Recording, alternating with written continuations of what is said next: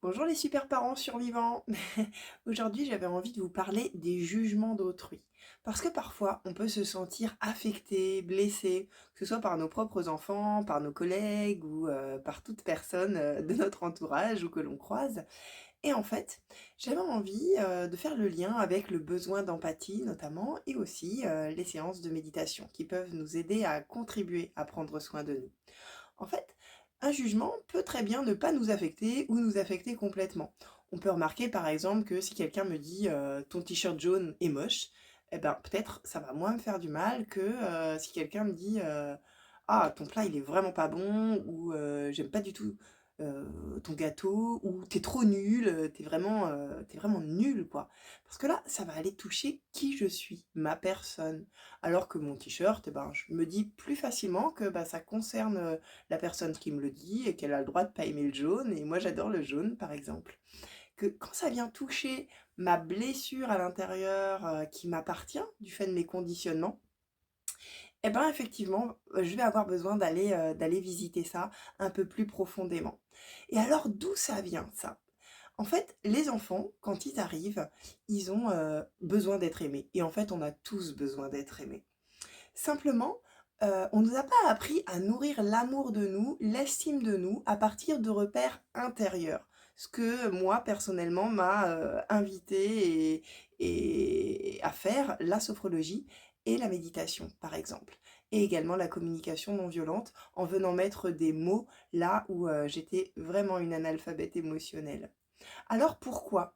Parce qu'en fait, quand on est enfant, on arrive avec notre envie de vivre, envie d'aimer, tout simplement en ayant envie d'être qui on est et de l'exprimer. Et souvent, on nous dit d'arrêter, que ça convient pas, que c'est pas bien, que c'est mal. Et on commence à se suradapter. Euh, Ce qui se passe, c'est qu'on nous a appris à marcher pour ensuite nous dire assieds-toi, on nous a appris à parler pour ensuite nous dire tais-toi, et au fur et à mesure qu'on a commencé à exprimer ce qui était vivant à l'intérieur de nous, eh ben, on sentait que ça correspondait pas, que ça pouvait créer des frictions, des tensions chez l'adulte qui nous accompagnait. Et on a eu l'impression, enfant, comme on fait pas la différence quand on a un cerveau d'enfant entre ben, ce qu'on fait et ce qu'on est, que si on fait quelque chose qui correspond pas à ce que veut l'adulte, eh ben l'adulte il va pas nous aimer. Alors du coup on se suradapte, on commence à se conditionner et au final on sait plus vraiment qui on est. Et on se suradapte tellement qu'on devient des caméléons. Alors on va agir de telle façon avec une personne, et puis on va agir de telle façon avec une autre personne, et puis on va aussi agir avec une autre personne différemment, si bien qu'au final on est complètement perdu, puis si on se retrouve avec les trois personnes à la fois, alors là c'est le cataclysme à l'intérieur. Comment faire alors? Est-ce que ça veut dire qu'il faudrait se détacher de cet amour, de se dire que c'est pas la peine d'être aimé des autres? Et ça c'est impossible. On a tous besoin d'amour, c'est fondamental, c'est humain. Alors comment faire? Eh bien, plutôt que d'aller chercher des repères à l'extérieur, c'est déjà commencer par soi-même. Apprendre à s'aimer soi-même. Et c'est là que c'est important de s'arrêter. S'arrêter pour aller ressentir et aller rencontrer vraiment qui on est. Et ça, c'est vraiment là où la méditation, en s'asseyant sur un coussin, ou la sophrologie, par des mouvements de relaxation dynamique, ou la communication non violente, en nous fournissant un vocabulaire qu'on n'a pas reçu enfant, tant sur les émotions que sur les sentiments, que sur les besoins, eh bien, on va aller pouvoir faire un chemin, chacun, chacune, personnel, pour apprendre à se connaître et apprendre à s'aimer.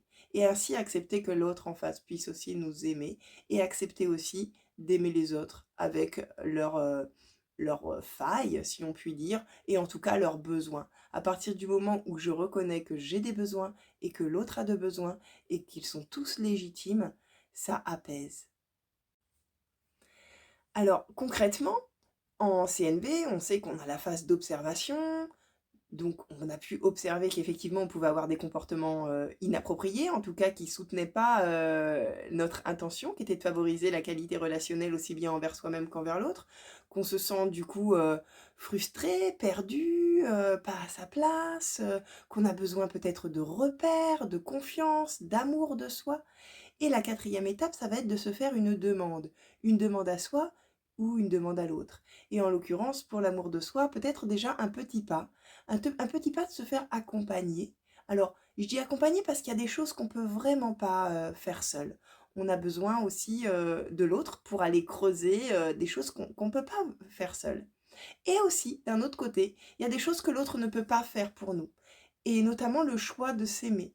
Donc là, c'est vraiment important de prendre ce temps, de se dire, ben voilà, peut-être que je peux...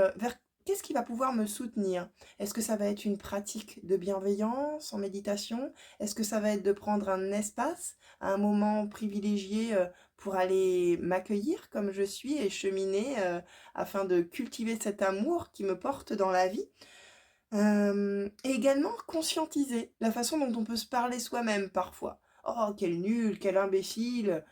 Est-ce qu'on parlerait comme ça à un ami? Posez-vous la question. Est-ce que vous parleriez comme ça, comme vous vous parlez à vous-même, à un ami? Car on n'est pas toujours tendre avec soi-même. Voilà. Eh bien, écoutez, je vous invite à cheminer avec ça et je reste à votre disposition pour toute question, remarque. C'est toujours un vrai plaisir de partager avec vous. Bonne journée!